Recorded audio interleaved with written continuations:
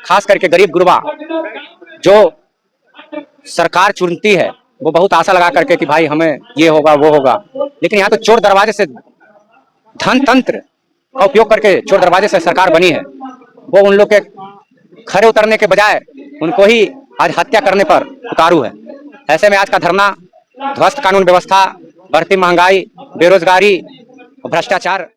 महंगाई, बेरोजगारी, बदहाल शिक्षा, ध्वस्त कानून व्यवस्था, भ्रष्टाचार, ये तमाम मुद्दों पर हम लोग सिपाही के और समाजवादी लोग को डर लगता है। वो राजनीति हरे गमछिले सरकार बनी है दिन प्रतिदिन, चाहे जिस मुद्दे पर कहिए, शिक्षा के माध्यम से, भ्रष्टाचार के माध्यम से, गुंडागर्दी के माध्यम से, प्रतिदिन आपको सुनने में आया होगा कि प्रतिदिन आत्महत्या रेप करके हत्या कर दिया जा रहा है, कहीं वहाँ मर्डर हो रहा है, कहाँ वहाँ डकैती हो रहा है। तो ये सब मुद्दा ज्वलंत मुद्दा का लेके हमारे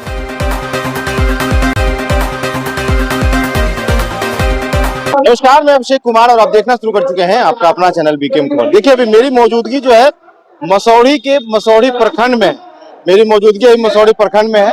और जैसा कि आप देख सकते हैं कि राजद के कार्यकर्ता और नेता जो है, प्रखंड अध्यक्ष समेत लोग जो है कि धरना पे बैठे हुए हैं। और देखिए, पीछे में एक बड़ा सा बैनर लगाया हुआ है और इस बैनर पे लिखा हुआ है 1 दिवसीय धरना प्रखंड स्तरीय। मैं आपको बता दूं कि आखिरकार किन मुद्दों पे ये लोग धरना दे रहे हैं। भ्रष्टाचार है, ध्वस्त कानून व्यवस्था है, बदहाल शिक्षा व्यवस्था है, बेरोजगारी है, महंगाई है। आखिरकार आइए अब इन्हीं लोगों से जानेंगे। देखिए, एक तरफ चर्चाएं चलती है कि सत्ता में बैठे हुए लोग जो है वो लगातार जनता को मुख्य मुद्दा से भटकाने की कोशिश करते हैं, लेकिन आखिरकार जो है कि विपक्ष में अभी राजद है। तो आइए जानते हैं कि आखिरकार किस लिए ये लोग धरना पे बैठे हुए हैं, किन मुद्दा के साथ आप धरना बैठे हैं। हम लोग महंगाई, बेरोजगारी, बदहाल शिक्षा, ध्वस्त कानून व्यवस्था, भ्रष्टाचार, ये तमाम मुद्दों पर हम लोग यहाँ धरना पर बैठे हैं कि आजादी के बाद एक ऐसी सरकार मिली हिंदुस्तान को जिसको इन ज्वलंत समस्याओं से कोई लेना देना नहीं। आज आप भी बुद्धिजीवी हैं, पत्रकार जी, बेरोजगारी हिंदुस्तान का सबसे बड़ा मुद्दा है। लेकिन मोदी जी के आने के बाद उसमें जितनी कटौती की गई है, सारा चीज निजीकरण में ढकेल दिया गया है। लड़के सुसाइड कर रहे हैं, भागे चल रहे हैं, निराश लौट रहे हैं। आप देखिएगा रोड पर जो लड़के इंजीनियरिंग किए हुए हैं, MBA, BBA, जो भी टेक्निकल लड़के हैं हमारे, सब गांव में शिफ्ट होने को विवश हो रहे हैं। कोई पौधा लगा रहा है, कोई दूध बड़ा लगा रहा है। मैंने एक ऐसी परिस्थिति कोई नहीं सोचा था कि हमको पढ़ने लिखने के बाद होगा। उस स्थिति में आजाद ये हमारा जो बच्चे हैं वो आ गए हैं। दूसरा चीज है कि आप कानून व्यवस्था देख रहे हैं, थाना में क्या हो रहा है ये आपसे भी छिपा हुआ नहीं है। जो सत्ता में बैठे हुए हैं वो लोग कहते हैं कि राजद वाले तो कानून व्यवस्था की बात ही नहीं करे, क्योंकि राजद के समय जब शासन काल था उसमें कितनी बढ़िया कानून व्यवस्था थी। ये राजद वाले बताते हैं उसी समय कानून व्यवस्था जो था, सरकार कागज से चलती है, रिकॉर्ड से चलती है। ये रिकॉर्ड उठा करके देख रहे हैं सरकार के जो लोग हैं कि उस जमाने में कितनी हत्याएं होती थी, और वही सब के बदौलत हैं आज यहाँ तक समाज पहुंचा है कि जिसका प्रतिफल है कि आज सम्राट चौधरी ऐसे आदमी को किस आधार पर मुख्यमंत्री का चयन किया गया है, वही लालू फार्मूला है। जिसकी लड़ाई जगदेव बाबू ने लड़ी, लालू जी ने लड़ी, कर्पूरी जी ने लड़ी, BP सिंह ने लड़ी है, उसी पाठशाला के उपज हैं ये चंद्रिया। लेकिन सम्राट चौधरी के बयान से लगता है कि आप डर गए हैं। कहाँ के लिए डरेंगे? हरा गमछा यहाँ पे राजद कर ना, हम तो सुनिए ना, हमारा गमछा कोई नया नहीं है। मैं 1990-92 से ही, जिस समय से छात्र था उसी समय से हमको गमछा रखने की आदत है। तो समय पर हरा गमछा भी रखते हैं, चुनाव वगैरह में ऐसे प्रतिदिन मेरा गमछा रखने का आदत है। जिस रघुवंश बाबू एक गमछा रखते थे, हम उन्हीं के अनुयायी के रूप में आपको माने जाते भी हैं। तो गमछा हम सब दिन रखते हैं, कभी हरा हो या उजला हो उससे, लेकिन इसका कोर तो हरे है। चलिए हम लोग मेन मुद्दा पे आएंगे। क्या लगता है कि आप लोगों के धरना से सरकार को सुनवाई होगी, सरकार कार्रवाई करेगी? देखिए, किसी भी संगठन को, समाज को, देश को, राज्य को चलाने के लिए एक मापदंड बनाया गया है, एक संविधान बनाया गया है। सरकार का काम है, अपना वो काम कर रही है। हम लोग विपक्ष में हैं। जनता की मूलभूत जो समस्या है उसमें दिक्कत होगी, हम लोग संघर्ष करेंगे। आज नीट देखिए क्या हुआ, कहां कहां से लड़के कैसे कितना खर्च करके परीक्षा देते हैं। सरकारी अव्यवस्था का कितना गंदा उदाहरण है। वैसा परीक्षा भी सरकार को रद्द कर देना पड़ेगा। पर्चे क्या होने का? मेरा नाम हुआ ब्रजनंदन सहाय, हम प्रखंड कमेटी के पूर्व अध्यक्ष हैं।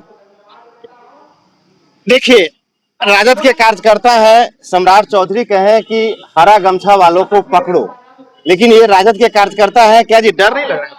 हम लोग को डर लगता है, लालू जी के सिपाही के और समाजवादी लोग को डर लगता है। वो राजनीति हरे गमछी लेके वो पैदा हुए हैं, हरे गमछी से वो राजनीति में आए हैं। आज वो लाल मुरेठा बांध रहे हैं, वो अलग बात है।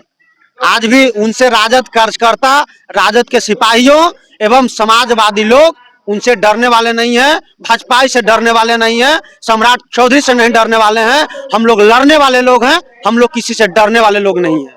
किन मुद्दों को लेकर के धरना चल रहा है? हम लोग महंगाई के लेकर, छात्रों के हित के लेकर, छात्रों को रोजगार मिलना चाहिए, डीजल पेट्रोल के बढ़ते महंगाई को लेकर, गैस के बढ़ते महंगाई, गैस के दाम आप बढ़ा भी रहे हैं। 460 रुपया से 1200 रुपया आप दाम कर दिए, उसके बावजूद भी गैस नहीं मिल रहा है। किस काम के आप देश चला रहे हैं? आप देश को छोड़िए। क्या नाम है? भाई बिट्टू यादव, पूर्व में छात्र राजद के प्रखंड अध्यक्ष थे, अभी SSI कमेटी के सदस्य हैं। काहे बैठे हुए हैं इतना रौदा में? अरे हमसे तो ज्यादा आप लोग जानते हैं कि जो नई सरकार बनी है, दिन प्रतिदिन चाहे जिस मुद्दे पर कहिए, शिक्षा के माध्यम से, भ्रष्टाचार के माध्यम से, गुंडागर्दी के माध्यम से, प्रतिदिन आपको सुनने में आया होगा कि प्रतिदिन आत्महत्या रेप करके हत्या कर दिया जा रहा है, कहीं वहाँ मर्डर हो रहा है, कहाँ वहाँ डकैती हो रहा है। तो ये सब मुद्दा, ज्वलंत मुद्दा का लेके हमारे पार्टी के द्वारा पूरे प्रदेश में, हर जिला के हर प्रखंड में 1 दिवसीय धरना का आयोजन किया गया। सत्ता वाले कह रहे हैं कि हम लोग उन्नति कर रहे हैं, हमारा राज्य, हमारा देश उन्नति कर रहा है। ये विश्व गुरु बनने के, सुन लीजिए, हमारे बिहार की जनता अगर शिक्षित हो जाता तो फिर हमको कहने की जरूरत नहीं था। हमें तो यही लगता है कि भाई हमारे बिहार की जनता अभी शिक्षित नहीं हुए हैं। जिस दिन शिक्षित हो जाएंगे ना, आज जानकार हो जाएंगे ना, तो 1 मिनट ठहरने वाले नहीं हैं। आज कहते हैं कि मोदी जी आए, 12 वर्ष में ये उन्नति किया, उन्नति की है। तो उन्नति का पैमाना क्या है, हम ये जानना चाहते हैं सरकार से कि वो पैमाना बताया कि किसी देश को उन्नति के लिए क्या पैमाना होना चाहिए। आज रुपया मेरा गिरते जा रहा है। भाई पुल, पुलिया, रोड, सड़क अगर पैमाना है तब तो मुझे कुछ नहीं करना है। शिक्षा का स्तर गिर गया, बेरोजगारी बढ़ गया। आप सूरजों का आप सुने होंगे कि भाई जब बीजेपी आए थे तो उस समय पूरे देश में 65 करोड़ गरीबी रेखा से नीचे थे। बीच में घोषणा की है कि हम 25 लाख बेरोजगारी गरीबी दूर किए हैं, और आज 80 करोड़ के मुफ्त राशन ही दे रहे हैं। तो भाई आपके सरकार में आप खुद प्रमाणित कर रहे हैं कि हमारे रीजन में माने गरीबी बढ़ा है। बेरोजगारी के मामले में आप लोग अधिक जानते होंगे। अगर अनुपात में लाया जाए तो आज बेरोजगारी की संख्या बढ़ गई है।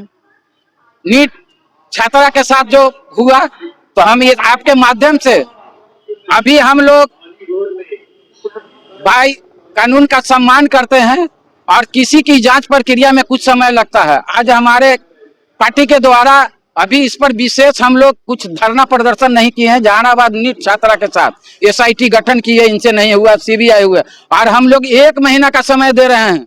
अगर 1 महीना में नीट छात्रा को न्याय नहीं मिलेगा तो हम लोग रोड से लेकर सड़क तक रोड से लेके सदन तक इसका पुरजोर विरोध करेंगे और सम्राट चौधरी को इस्तीफा दें। अगर उस लड़की को साथ न्याय दे, नहीं तो 1 महीना में अपने पद से इस्तीफा दें। क्या नाम?